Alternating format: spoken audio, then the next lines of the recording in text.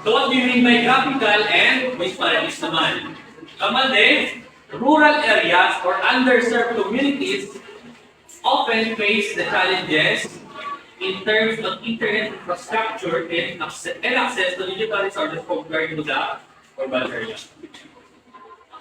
Like for example, may mga cell towers ba sa probinsya sa mga areas underserved? Di ba? One? Yung mga signal? Mayara.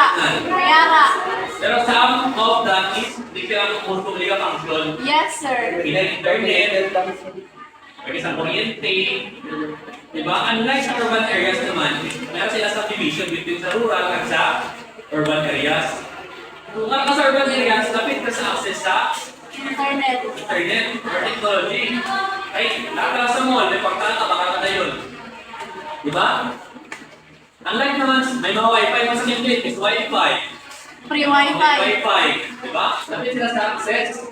Unlike ka sa rural areas or sa mga underserved areas, most common na yung ginagamit dahil hindi Wi-Fi. Data lang.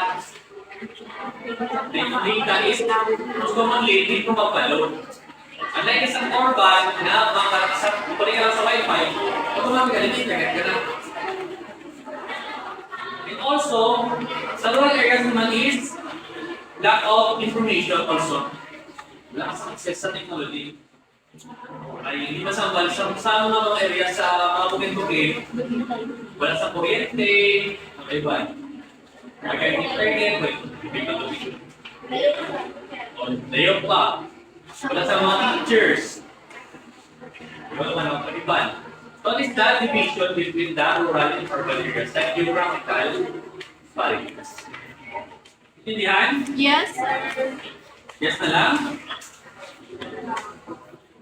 Okay, next naman is ang socio-economic disparities. What do you mean by socio-economic? Or is a picture? Take it out.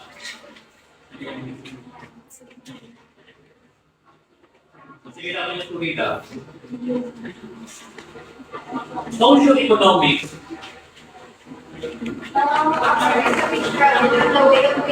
Ang sa pagsigaw lang, parang nag-serve lang ko sila din ang